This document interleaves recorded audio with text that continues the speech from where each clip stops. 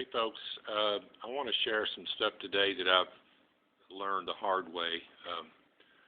About this back a month or so ago, and it had been sitting for about 3 years, and of course the carburetors were totally gummed up, and I knew that when I bought it, but I didn't think there'd be a problem. Anyway, I took the carbs off, rebuilt them, had to buy rebuild kits, everything, the O-rings, all that stuff was hard and no good.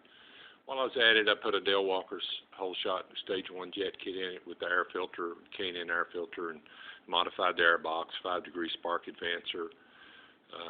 Amazing difference in the bike. This is the second 1200 Bandit I've owned, and the other one had the same problem. Extremely cold-natured, have to run the choke for 2 miles and aggravate the heck out of you every time you rode it. Now you don't even virtually have to use a choke. Just start it up and go. It's amazing, and the performance is outstanding. Highly recommend this jet kit for anybody that wants to improve their Bandit.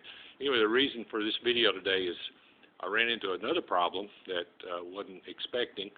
I noticed that the clutch was slipping, and I also noticed that when I was letting the clutch lever out, it was letting out late. So there's no adjustment on a hydraulic clutch. There's no way to do anything other than replace parts. So first of all, I took the clutch down, checked the clutch plates, everything was perfect, there was no wear.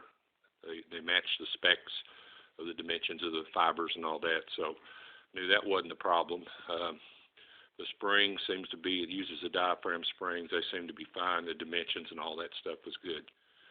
So then I started looking for hydraulics. I rebuilt the slave cylinder on the side of the engine with a rebuild kit.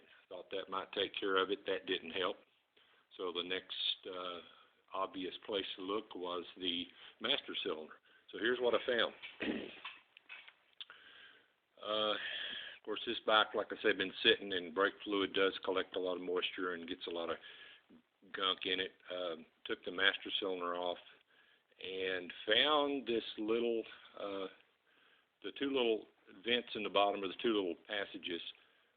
The little one that you can see here is a compensator valve. It lets fluid come back from the piston back into the bowl when you relieve pressure on the clutch lever. So this thing was totally stopped up.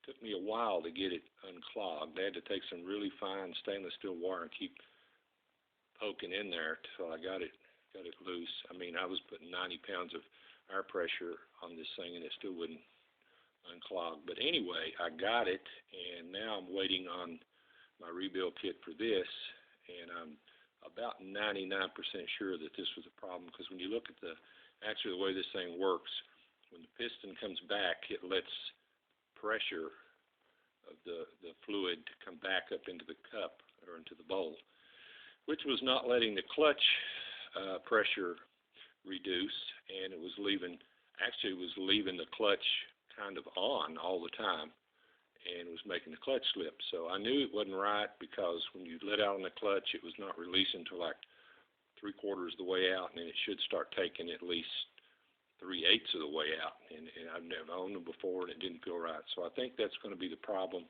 So something to look for if you have clutch problems with these hydraulic clutches. Check out these 2 vents and or these 2 passages, and the little brass colored one is the one that was a problem. It sits in front of the piston, and it's got to be able to get pressure off it, and that's what does it. Thanks.